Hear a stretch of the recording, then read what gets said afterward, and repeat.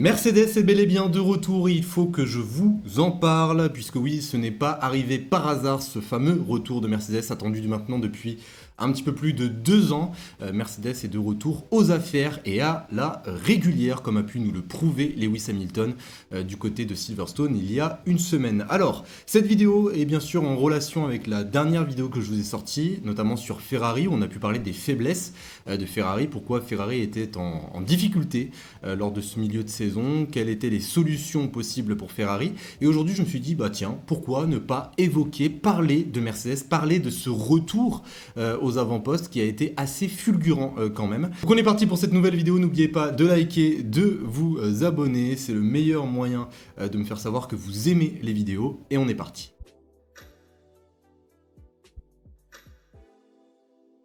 Avant qu'on parle des raisons de ce retour, revenons quand même un petit peu en arrière, parce que Mercedes revient de très très loin, pour ceux qui s'en rappellent. En 2022, ils avaient très mal entamé la nouvelle réglementation. En 2023, il fallait corriger les erreurs de 2022. Pour ceux qui s'en rappellent, les rebonds sur la monoplace, un manque de stabilité sur toute la voiture, notamment à l'arrière, qui handicapait énormément les pilotes. Donc en 2023, ils se sont dit, bon, on va essayer d'apprendre un petit peu de nos erreurs, essayer d'aller chercher quelques solutions, que ce soit de créer des solutions ou aller en prendre chez la concurrence. Et là, on arrive en 2024, Mike Elliott, qui était l'auteur du concept sous la nouvelle réglementation, étant sur le départ, il y a un certain retour, et ce retour, c'est celui de James Allison.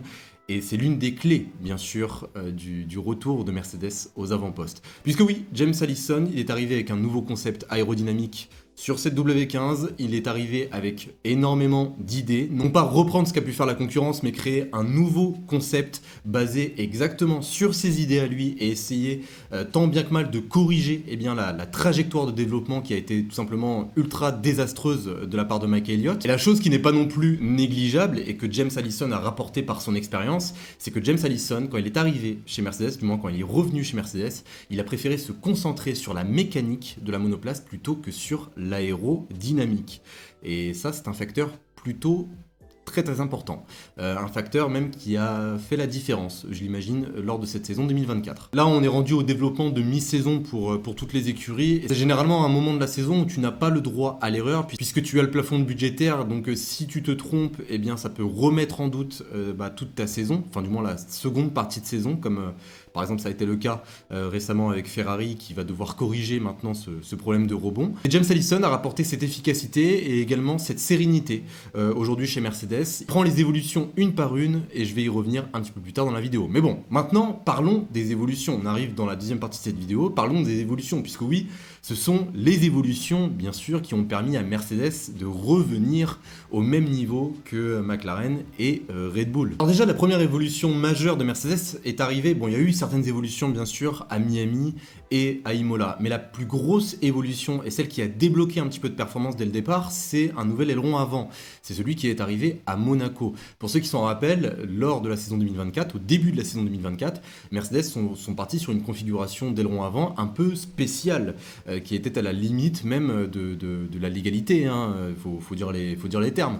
Juste une tige qui tient le dernier flap de ton aileron avant, c'était quelque chose d'assez curieux. Voilà, c'était censé d'ailleurs améliorer l'appui global de la monoplace. Au final, Mercedes se sont rendus compte qu'il y avait un certain problème de surcharge sur cet aileron avant, qu'il fallait le changer. Ça a été fait à Monaco et cela a fonctionné. Et c'est d'ailleurs la première fois où Mercedes a pu voir une réelle corrélation entre la piste et le simulateur, ce qui n'était pas le cas auparavant. Quand tu testes des éléments au simulateur, tu n'arrives pas toujours à reproduire la réalité. Donc c'est pour cela que généralement, ça ne se transmet pas directement en piste. Et bien là, ça a été le cas directement grâce à cet aileron avant. Donc ça, c'est la première grosse évolution.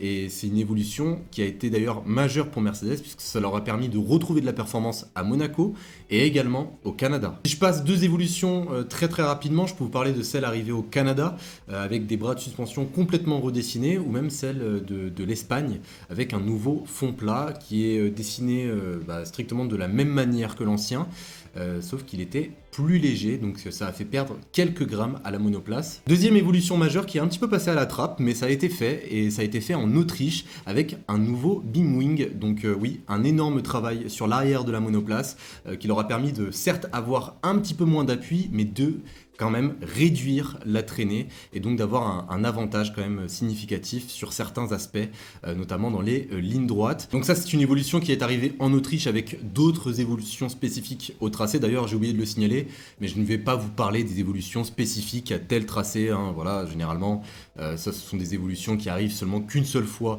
lors de la saison, qui vont venir t'aider à trouver de la performance sur tel ou tel circuit. Et d'ailleurs en Autriche, George Russell est venu chercher la victoire due encore une fois à l'incident entre Lando Norris et Max Verstappen. Mais c'est là où on en arrive à Silverstone. Et Silverstone, là on ne parle pas d'un incident, on ne parle pas d'un fait de course. On parle d'aller chercher la victoire à la régulière, ce que Mercedes n'avait pas fait depuis très très longtemps. Et à Silverstone, eh bien Mercedes a rapporté une évolution. Et c'est ce qui aurait catégoriquement changé le comportement de cette Mercedes et qui l'aurait rendue beaucoup plus performante. Et d'ailleurs, quand on entend James Allison parler de cette évolution, il se questionne lui-même.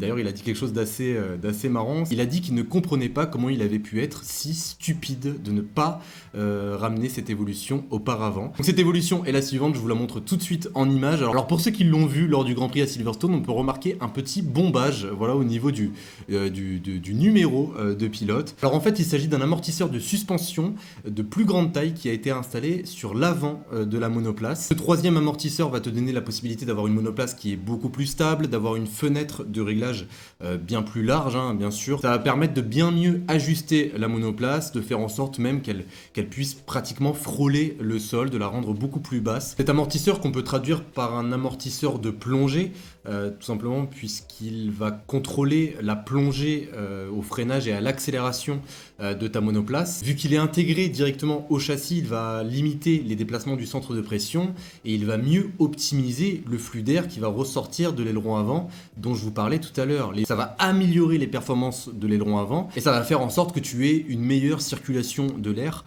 autour de la monoplace. Alors bien sûr, après ce choix d'amortisseur beaucoup plus grand comporte quand même certains inconvénients, notamment dû à la petite bosse qu'on peut voir, hein. Ça va un petit peu perturber le flux d'air, ça risque de te donner un petit manque d'appui, mais les avantages sont quand même bien plus présents, je trouve. Et je tiens quand même à rappeler que chez Mercedes, cette bosse avait déjà été aperçue par le passé. À la base, c'était pour le refroidissement de la monoplace. Et autre chose qui n'est pas non plus négligeable, c'est que grâce à cela, la Mercedes gère beaucoup mieux ses pneus. À Silverstone, sur le dernier relais en soft, Lewis Hamilton a beaucoup mieux géré ses pneus que Lando Norris. Et c'est peut-être dû également à cette amélioration. Puisque oui, vu que les amortisseurs marchent plutôt bien, tu n'as pas tellement de rebond et c'est ce qui va également créer le moins de dégradation possible. D'ailleurs, ces amortisseurs, je viens d'y penser, mais ça pourrait être l'une des solutions que pourrait avoir Ferrari pour effacer ce problème de rebond qui les perturbe depuis quelques grands prix. En tout cas, voilà, je dis ça comme ça. Après, peut-être que Ferrari va opter pour quelque chose d'autre, mais ça pourrait être la solution. Donc, je vous ai donné à peu près toutes les évolutions. Avant qu'on aille sur le point de développement, je veux juste quand même bien vous dire que je ne dis pas que la performance, enfin du moins les nouvelles performances de Mercedes, les nouvelles bonnes performances de Mercedes viennent tout particulièrement de cette bosse ou des amortisseurs ou quoi que ce soit. Pour moi, c'est plus un effet boule de neige. Ce sont toutes les évolutions. Pourquoi est-ce que j'ai pris le temps de revenir sur toutes les évolutions majeures de Mercedes, enfin du moins les plus importantes? C'est que ça a eu un effet boule de neige en fait sur les performances de cette Mercedes W15. J'ai pas envie que vous ressortiez de cette vidéo en vous disant que les performances de Mercedes ont été améliorées à Silverstone. Non, ça a eu un effet vraiment boule de neige, ça a été un travail longue durée de la part de Mercedes. Donc voilà, on passe maintenant au dernier point. Et c'est d'ailleurs pour moi la raison pour laquelle Mercedes est revenue aux avant-postes. C'est d'ailleurs le dernier point que j'avais abordé pour Ferrari, c'est le développement. Là où Ferrari a rapporté un énorme package d'évolution qui s'est totalement planté et qui leur a même rapporté un problème de rebond, eh bien Mercedes, eux, c'est tout le contraire. Mercedes, eux, ne décident pas de ramener de gros packages, ils décident de le faire petit à petit. Mercedes, en fait, c'est la signification du doucement, mais sûrement. On rapporte des pièces petit à petit, on voit ce qui fonctionne. Si ça ne fonctionne pas, tant pis, on essaiera quelque chose d'autre, mais au moins, on avance petit à petit, quitte à prendre plus de temps, on arrivera à notre destination quoi qu'il arrive. Et c'est d'ailleurs l'erreur de Ferrari, enfin du moins l'erreur oui et non, puisque voilà, ce sont deux voies de développement totalement différentes. Puisque comme je viens de vous le dire, il y a deux manières de rapporter des évolutions, soit tu rapportes un très gros package et il fonctionne bien et du coup tu gagnes un gain de temps considérable, soit il ne fonctionne pas et là tu es un petit peu puni on va dire sur le reste de ta saison et en plus tu ne peux même pas changer de voie de développement comme l'a fait Ferrari, comme l'a fait Red Bull et même comme l'a fait également Aston Martin, ou soit tu rapportes petit à petit. Alors certes ça ne va pas te faire gagner un gain de temps considérable directement comme avec un gros package, mais au moins tu as l'occasion de pouvoir choisir tes évolutions et voir surtout ce qui fonctionne. Puisque oui, quand tu rapportes seulement des nouveaux amortisseurs, tu as bien plus de facilité à voir si ces amortisseurs fonctionnent avec l'aileron avant que tu as rapporté il y a quelques semaines de cela. Alors que si tu avais rapporté des amortisseurs, des nouveaux pontons, t'aurais eu un petit peu plus de mal à pouvoir constater en fait les performances de chaque pièce. Donc la plus grosse force, et c'est probablement la raison de ce retour de la part de Mercedes, eh bien c'est exactement cela, c'est la patience, tout simplement. Donc voilà, je pense qu'on en a terminé. Je pense que maintenant vous comprenez un petit peu mieux ce retour de Mercedes lors de cette saison 2024. En tout cas, vous me direz bien sûr ce que vous en pensez dans les commentaires. En tout cas, je tiens à applaudir ce retour. C'est pas souvent qu'on voit des retours aussi fulgurants. Ça s'est vu l'année dernière par exemple avec McLaren, c'était assez choquant. Là, de revoir Mercedes, ça nous donne encore plus bien sûr d'engouement vis-à-vis de cette saison 2024. En tout cas, vous me direz ce que vous en pensez. Sur ce, eh bien, je vous souhaite une excellente journée, une excellente soirée. Prenez soin de vous, on se retrouve dès jeudi pour la vidéo analyse pronostic de ce Grand Prix de Hongrie. D'ailleurs, j'attends Mercedes très fort là-bas, je vous en reparlerai bien sûr. Et sur ce, eh bien, je vous dis à jeudi. Salut tout le monde.